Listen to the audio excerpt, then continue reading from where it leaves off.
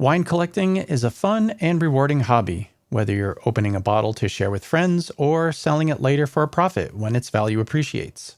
However, wine collecting is not without risks. There are the issues of proper storage, there's theft, and counterfeiting, among others. But today, you will learn about a new way to buy and collect wine that eliminates all of those risks using new technology such as NFTs, cryptocurrency, and blockchain. Fasten your seatbelt and listen up as we speak to Jamie Ritchie, the COO of Blockbar. This is the Inside Wine Podcast. I'm Joe Janish, a certified specialist of wine and wine industry professional since 1996, giving you insider tips to make the right wine decisions. Today, our guest is Jamie Ritchie. He is the Chief Operating Officer of Blockbar. Previously, Jamie was something of a legend in the wine industry. He spent over 30 years as the Worldwide Wine and Spirits Chairman at Sotheby's auction house. Jamie, welcome. Thank you so much for joining me today. Oh, thank you very much for having me on your show. It's a pleasure to be here. Oh, absolutely. It's an honor. If our listener is something of a wine collector, he or she probably knows your name, probably knows who you are. You're a record-breaking person at Sotheby's. You know, maybe you could just start us off with why leave behind such an amazing legacy for 30 years, 3 decades in auctioning, and then go to a startup that not a whole lot of people have heard of. Can you kind of walk us through how that happened? Sure, of course. I was actually with a number of people who in DC this weekend doing a benefit auction. They were all asking me how it's going and why did I leave and what's going on with our new business at Blockbar. So essentially, I was very lucky. I had a great 30 plus years at Sotheby's. It's a wonderful institution, and while I was there, we managed to grow the business to around $150 million a year in annual sales. And we started when I was just in London in 1990, and we were only London-based business. And by the time I left, we were selling in both London, New York, Hong Kong, in France, in Beaune and in Paris. And then it also expanded into the spirits business and also into the retail business in New York and Hong Kong. So I had a wonderful 30 years plus there. But I've always enjoyed being sort of forward-looking and not looking back too much. I obviously enjoyed the great auctions and the great relationships which they brought me in the past, but always have been interested in what's coming next and the future. And when the team at Blockbar approached me about what they were doing, I was already very interested. I'd seen how they'd launched and how they were using blockchain to the advantage of guaranteeing provenance, authenticity, and condition. And that was something that really interested me because I've been working at Sotheby's and authenticity and provenance and condition were something we dealt with every week. So I was very interested in the model and my time at Sotheby's, I'd done a lot. I moved the auction business into various different channels. And at the last part into the charity auction environment with the Napa Valley Vintners, the Hospice de Beaune and the Distillers One-of-One auctions. And I think the auction business is transitioning. I think it's much more difficult to get people to participate in a live auction, and congregate people. So I think you have to take people, the auction to people. And so I was sort of interested in the new business model, in how the evolution of wine and spirits distribution happens, how direct from producer to consumer plays into this. And I think it's time for the model to move on. We've obviously got En Primeur Bordeaux going on right now. And so there's some challenges in the traditional distribution system. And so I think using technology at this stage to create a new distribution channel is something that was sort of very interesting for me and I was excited about. So I decided to leave after 32 years at Sotheby's and joined the young team at Blockbar. I get it now. So it makes a lot of sense. So Jamie, could you just give us a quick overall of what exactly Blockbar is and how it's different from other ways of purchasing or collecting wine? Yes, of course. So Blockbar is a platform that sells wines and spirits directly from producers to consumers. it aims to maximize the efficiencies of blockchain and a digital automated marketplace to enable swift and secure transactions. So in very simple terms, there are, I guess, three elements to it. So there's blockchain, which is what underpins the business model. There are NFTs, which enable swift and secure and speedy transactions. And then there's cryptocurrency, which is one of the methods of payment you can use. So if we just go through all three elements, so blockchain is essentially a ledger. And if you think of an old-fashioned handwritten ledger in a big book, it's very similar to that, except for this ledger is digital and it's immutable, and you can keep adding to it. So if you think that one thing is written in the ledger, and then you can add the next thing to it and the next thing to it. So what would you be adding? So you would be adding, we sell directly from the producer. So the first item is we would mint an NFT. So the NFT is attached to the blockchain. We'll mint an NFT directly from the producer. So the first entry on the ledger is from the producer creating an NFT for a specific product or bottle. And then essentially, we sell directly from the producer to the consumer. So the second item on the ledger would be the consumer purchasing that bottle, so record the price and who did that transaction. And the ownership is now with the consumer.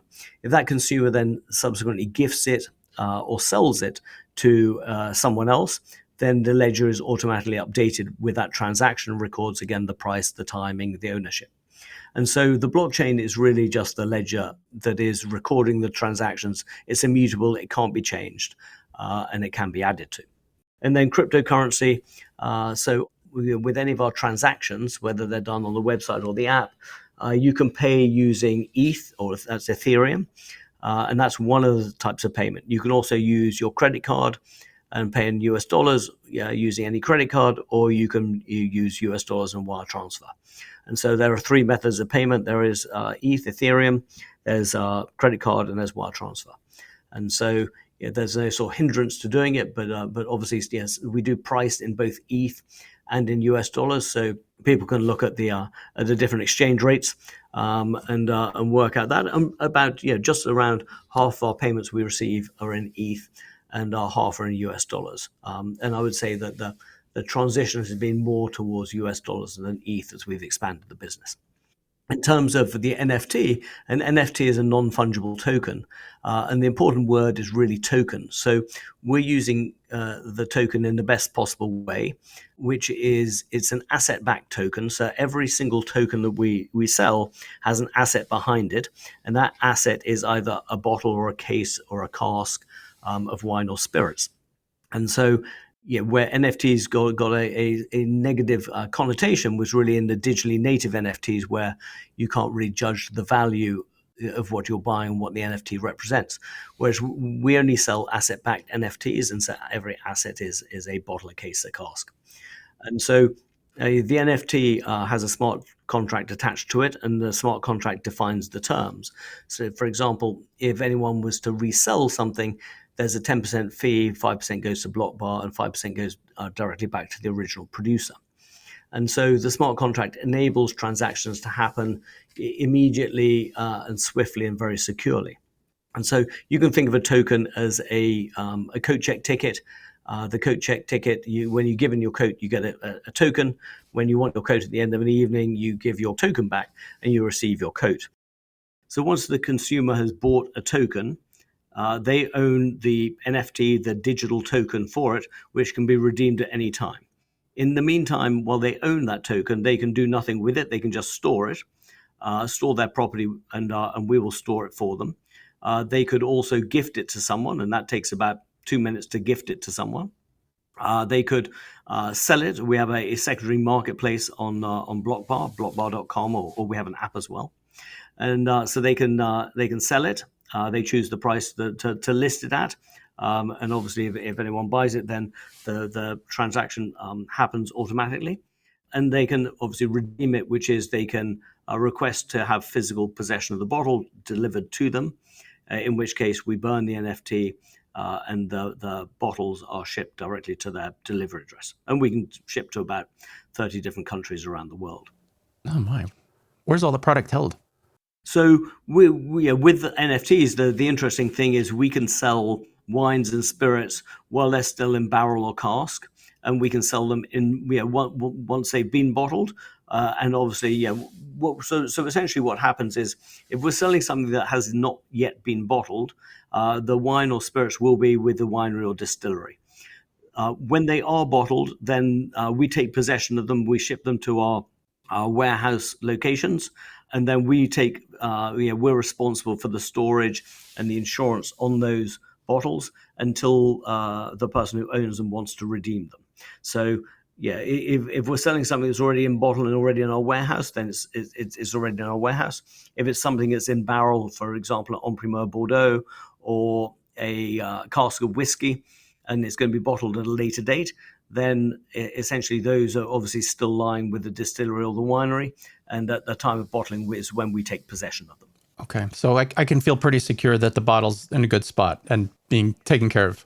Yeah, I mean, it's essentially, the younger generation. So most of our audience, 90% of our audience is millennial or Gen Z, and our buyers are around 70% millennial or Gen Z. And what's interesting about this audience is that they don't necessarily know where they're going to be living in 2 or 5 years' time. And so they're not so concerned and actually don't want to take physical possession of their wines and spirits. They prefer them to be looked after and cared for, kept at the correct temperature, 55 degrees for wine, dark, vibration free, etc. And they're happy to have someone else to take custody and security of those of their bottles. And then have them shipped to them wherever they need them. As people are more transient, I think this works very well going forward. I've just actually shipped some wine from New York down to Florida, where I've relocated, and now I have to go through it all and sort it all out and decide what I want to keep, what I want to drink, and what I might sell. And so I think if I could do that all digitally and not have to take care of it, I would appreciate that right now too. So I think this is an interesting thing for the new audience. The Blockbar takes care of it, full storage insurance, and that's a free service until 2030. Wow, that's something I hadn't even thought of. Because it's true, like the Gen Z, younger people in their 20s, they're moving, they're renting from 1 year to the next. They could be hopping around different places in the city. Now, I took a peek at Blockbar. There's some very expensive items on there, so I'm imagining that the audience is also pretty well to do, right? Yes, I mean our audience it spans everything. We have bottles from I think the cheapest bottle we've sold is around $60. We have a number around 100, and we did something very interesting with Livingston and Macbeth collection, which ranged from 10,000 to 100. Yeah, and it obviously goes up to the highest value. So we sold a couple of Middleton very rares and over $100,000 for the bottle. So it's definitely a collector's market, is what we say.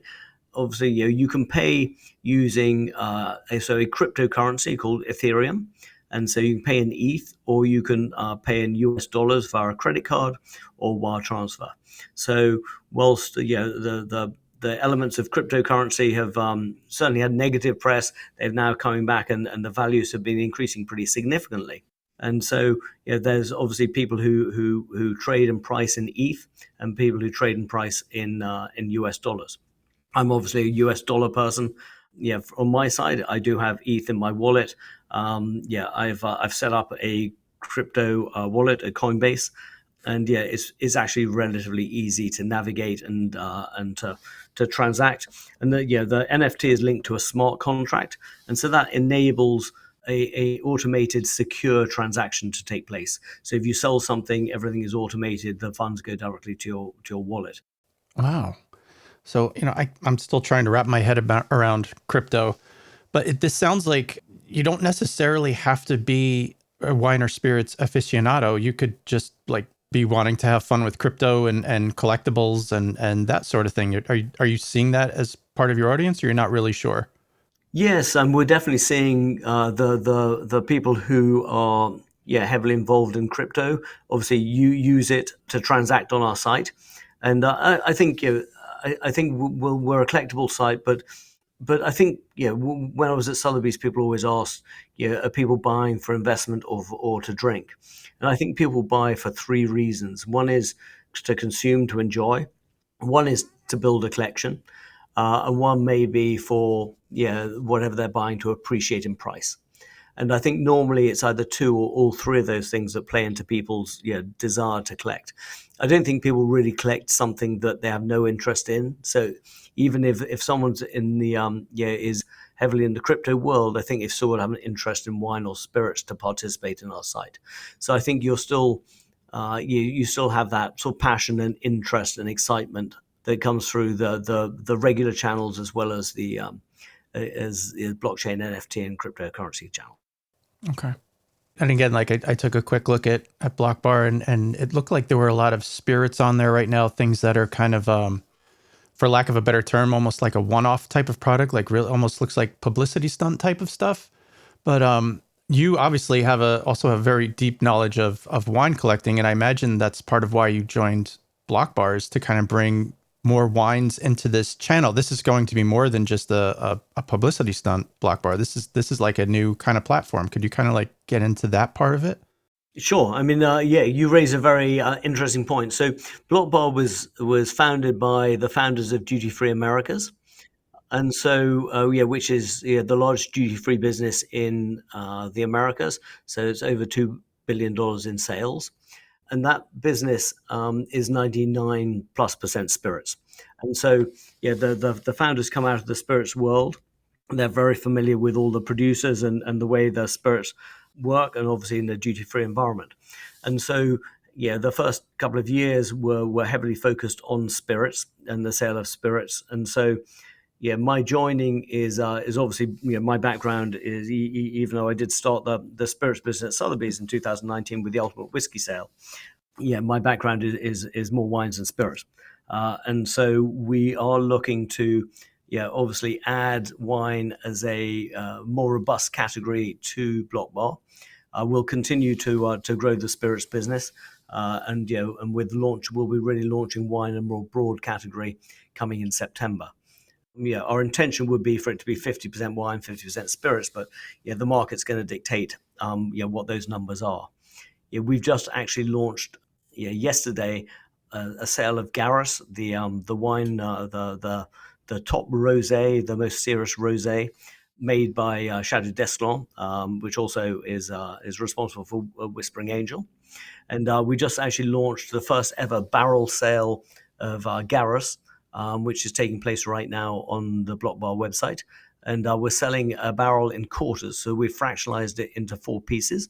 So it's, you can bid on and buy a quarter barrel of Garrus, and in at the bottling time, which is roughly at the end of August, beginning of September, it will be bottled. So the owners of each of the quarters can choose their different sizes to have their wine bottled in.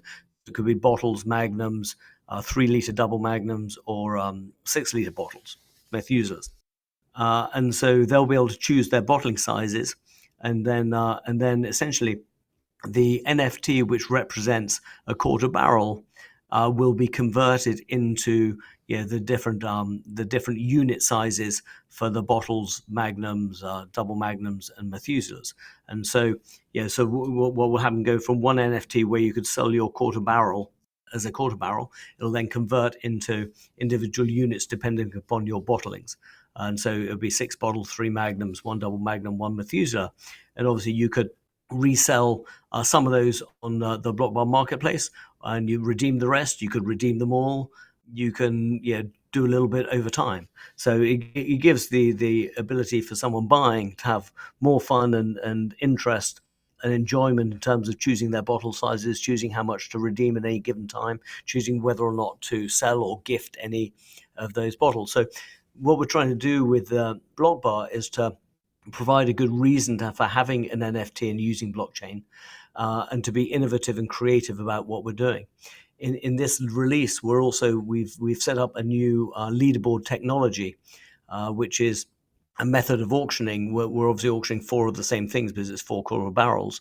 And so with a leaderboard technology, there's a leaderboard, and you have to be on the leaderboard to win the to win the auction, and it progressively goes up by $1,000. So the first bid is 22,000, the second 23, the third 24, the fourth 25.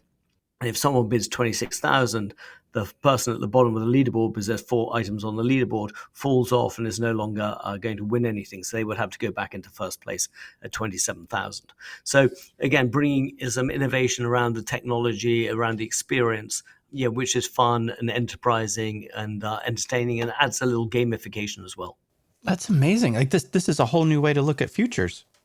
Yeah, one of the things with obviously selling futures or en primeur Bordeaux is that people are illiquid from when they buy those. So right now, with the Bordeaux 2023 is being offered, anyone who buys a Bordeaux 2023 as a consumer is illiquid until they receive the wine in a couple of years' time. Obviously, if you're buying an NFT, you're not illiquid. The NFT can be gifted or sold at any stage there forwards. So again, it's bringing a more efficient system approach to it, and yet giving the best of the provenance, authenticity, and condition guarantees. So it's all combining. It's not doing anything radically different than anyone's done before, but adding transparency and traceability to the process, which has been missing. Yeah, and again, like that's been kind of a big deal and been in the news now for, at least 10 years, back with Rudy K with the whole, counterfeiting business. Like this sounds like a technology where people can really feel confident and, they can trust that what they're buying is the real thing. Sure, well, because we're only producer direct, so nothing comes from the secondary market. We only deal directly with producers, so the guarantee of authenticity and provenance is 100% certain. And then obviously, the producers aren't going to work with us if we're not if we don't do what we say we're going to do. And if you take something like the sad demise of Sherry Lehman, if you look at that, that was the people who bought the Bordeaux en primeur or the futures that haven't been delivered. That wouldn't happen under a blockchain system because that there's transparency to the whole process. And you're talking about the gamification of this and using new technology to do these kind of auctions. You and I know, because we're in the industry. I don't know if our listeners are aware, but there's a lot of industry buzz about, oh no, Gen Z is not drinking wine, millennials aren't drinking enough wine. This sounds like a way where the wine industry can finally connect with that younger audience and kind of get them excited about wine in some ways. Do you think that's a possibility? Oh, yes, 100%. Our audience is obviously, as I said, 90% millennial and Gen Z. And I think what you said about the adjustment in consumption is very valid, and everyone in the wine and spirits businesses, or certainly in the spirits business, is aware of it. I think the wine business is a little bit more reticent in their understanding of where the marketplace is. But everyone understands that the boomers are drinking less faster than was anticipated, mostly due to sort of health concerns. And the younger generations, there's more abstinence, there's more moderation, and there's more alternatives. So whether those alternatives are low or no, whether they're microdosing mushrooms, whether it's marijuana, and they tend to do a little bit of everything. So a little bit of beer, a little bit of wine, a little bit of whiskey, a little bit of marijuana and mushrooms, a little bit of low and no. And so I think this audience is very, very important for all of us in the wine and spirits business going forward. And they behave slightly differently. Their values, they would equate the price of a bottle of wine or a case of wine to a pair of sneakers. And Golden Goose pair of sneakers is $600, and a bottle of wine maybe $200 or $300. And so they tend to be fine with the concept of premiumizing. They like the idea of sharing experiences, and that's important to them. They also want to align with the brands or the producers that they're buying and associate with. And so storytelling is very, very important. And there's a couple of things going on in the world today around premiumization, where some people are saying premiumization is really just taking the same liquid, putting a new label on it, and charging more for it. And we've certainly seen that been happening. Whereas I think the authenticity of what you're really selling of the quality, the story behind it, why it resonates, and having genuine authenticity is going to be really important to this audience. And so I think with a channel like Blockbar, what's interesting is that the storytelling continues. When I was at Sotheby's and we had an auction, there was a lot of visibility on the website pages or the physical page of the catalog, up to the auction. And after the auction, no one really looked at it ever again, apart from it was a really historic sale. With Blockbar, until everything's been redeemed, all the releases are alive, and so the storytelling continues. And I think people working on the storytelling, on the authenticity of the storytelling, and relating people to the people behind who make the wines or the spirits is really important going forward. So I think that the whole sort of evolution of appealing to this new generation of buyers, who are certainly going to consume less than the previous generations, is going to be super important to all wine and spirits producers. That's amazing. Yeah, I can definitely see this being a new way for people to be purchasing wine in the future. Yes, I mean that's obviously when I decided to leave Sotheby's after 30-something years, I was reasonably sure that of the opportunity that lies ahead, and so the transparency and traceability, the guaranteed provenance, authenticity, condition, the optimal storage where the storage is close to the source of production and shipment happens closer to the time of consumption is very important. So I do believe that this new model, it obviously doesn't work for someone who wants to drink a bottle of wine in a restaurant tonight or at home tonight. But for people who are building collections, for wines that aren't ready to be consumed today, this certainly really resonates. And it did resonate with me, which is why I left Sotheby's. Yeah, I could see 10 years from today looking back and seeing that you've built another legacy that changed the wine industry. Well, I hope that's going to be true. It's we're certainly working hard at it and having some fun along the way, and hopefully innovating and doing interesting things, which make people think and get excited about what we're selling and who we're working together with. All right. So our listener now has gotten a pretty good primer on what Blockbar is, and probably got a little bit of an idea of what NFTs, crypto, and blockchain is all about. Now, how would one get started with this? What's the best way to get started with Blockbar? Oh, it's super easy. So if you just go to blockbar.com or download the app, everything that we do is available on the website or on the app. The Garage release is open right now. You can go to the marketplace and you can filter or search by different producers or different products. You can see what's available in the secondary marketplace. You can make offers on anything that hasn't been redeemed. You can obviously, as I mentioned, you can pay by you don't have to have a wallet, a crypto wallet. You can use your credit card to pay. If you just go on the website and you see something you like, you can pay for it using a credit card. It automatically sets up a custodial wallet, which we take care of for you, and you can transfer your NFTs or your property to your own wallet at any stage later on with that. So my son got very interested when when we were making an offer, and he didn't have a wallet, so he bought a couple of things. And he still has them in a custodial wallet, and I keep suggesting to him he sets up his own wallet, and he's in the process of doing that right now. So the water's warm, it's not intimidating. There's nothing very very complicated about it. You can certainly contact us. We have a concierge service who can help anyone with any aspect of what are we doing or how it works. There's an FAQ on the site which is pretty simple and straightforward. And so and obviously anyone can contact me directly and ask me any questions as well. My email address is very simple. It's jamie@blockbar.com. So anyone can reach out to any of us. We're a small team, and we're sort of pretty quick and efficient, as you would expect from a startup. Yeah, it's very exciting. I'm very excited to watch this whole new story unfold. Well, it's great. It's fun, and I look forward. And it's moving pretty fast, and so I think the innovation it will bring is exciting, and I look forward to trying to do more of that, and obviously growing not just the spirit space, but introducing more and more wines to the platform. Great, thank you so much, Jamie. I really appreciate you taking the time today. Thank you very much, Joe. It's been a pleasure being with you. Thanks so much for listening to my conversation with Jamie Ritchie. I hope you learned something about this new way to buy and collect wine, and maybe a bit about NFTs, cryptocurrency, and blockchain. And because you listened this far, you will get 10% off your entire order at Wine365 by entering the code Blockbar at checkout. That's BLOCKBAR.